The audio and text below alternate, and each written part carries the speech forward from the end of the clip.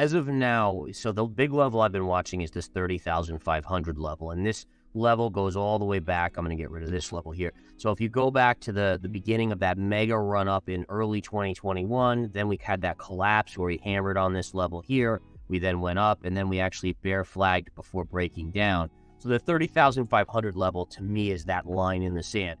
The market on Bitcoin tried to get over it, and it couldn't. It stalled out. We fell. We now bounced. Now we're kind of falling again.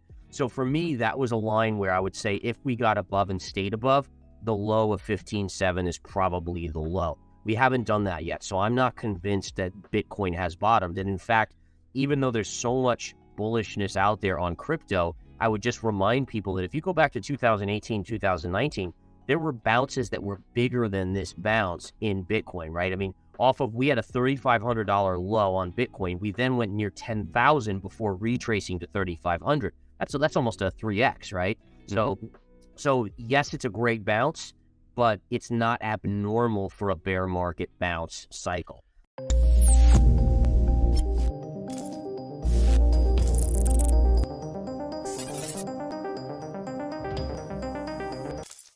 Bitcoin short-term holders are slowly seeing profits evaporate as BTC price action trends lower, but more downside could be next. Hello and welcome to Money Talks.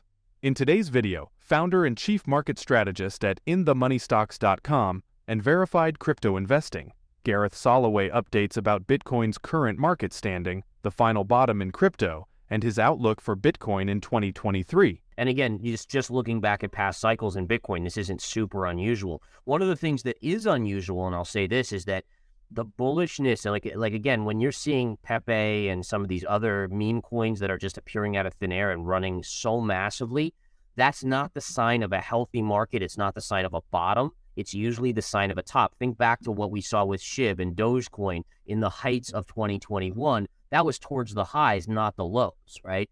And so investors need to just be aware that it's not showing you that we've really bottomed out and we've flushed out. It's showing you that there's still too much hopium in the system, and we probably still have another leg lower to go. It's a 25 basis point rate hike.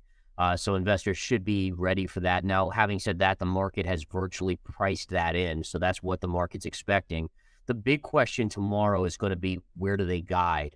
Now, if you look at some of these bank stocks, I mean, we had FRC getting bought out, or essentially being seized, and then their assets were bought out by JP Morgan. A lot of people thought that was the end of it, right? Okay, get that bank. It was already in trouble, out of the way. And then today we come in and we see PacWest dropping 25% again today.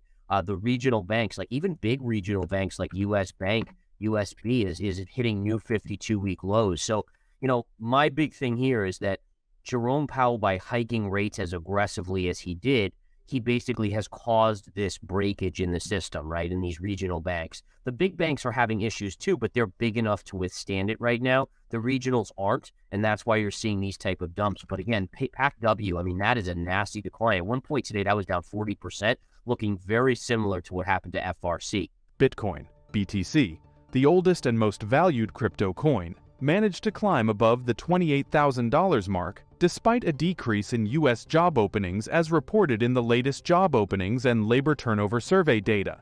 Alongside other popular altcoins, including the likes of Ethereum, Ripple, Solana, and Litecoin, managed to land in the greens across the board.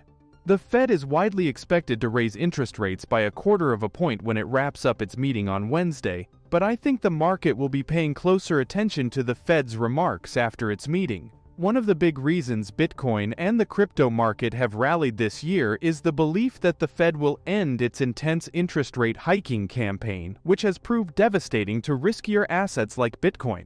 But it's still not a given because the trajectory of inflation may prove stickier than the market thinks, although there have been signs of inflation slowing in recent months. Another potential reason for the decline in Bitcoin today could also have to do with JP Morgan Chase's acquisition of most of the assets from First Republic Bank.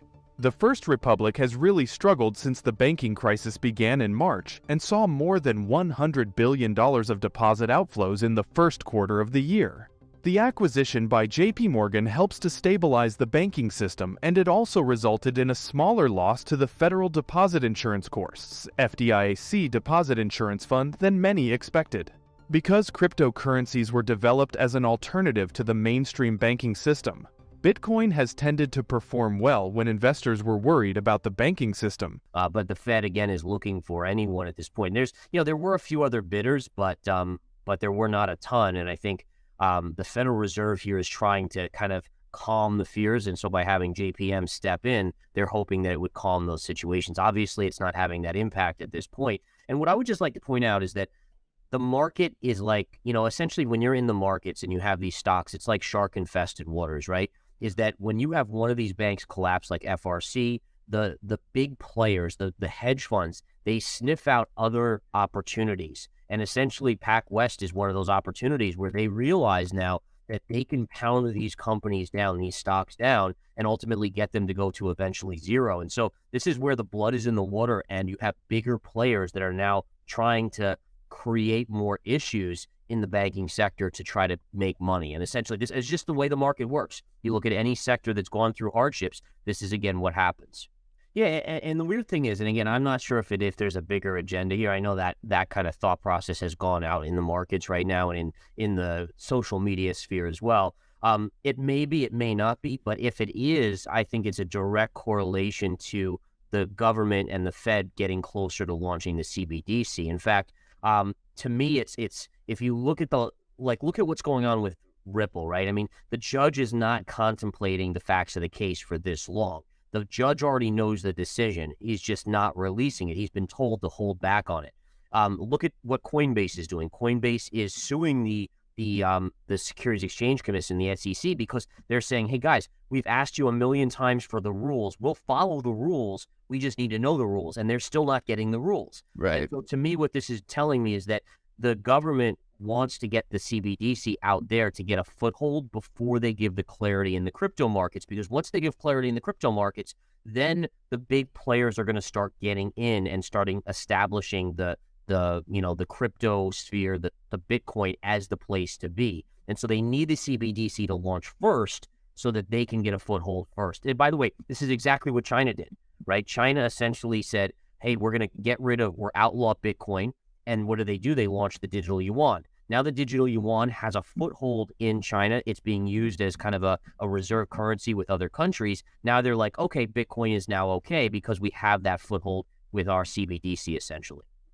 Yeah, I also heard that the Federal Reserve is launching Fed Now, which is supposed to be a much quicker payment system, and is trying to kind of get in front of the Ripples in terms of payment systems and other digital currencies as well. So, I mean, there's a lot. If you think about it, what's going on behind the scenes right now is that all of these Federal Reserve players are trying to figure out how do we still maintain control of the system when you have these other methods that are now being more widely accepted. And then again, there's no doubt that they're in a rush to get this type of stuff out there and maintain control. So, what are your thoughts about Gareth Soloway's prediction? Tell us in the comments. Also, don't forget to like and subscribe. See you soon with the next video. Thank you so much for watching.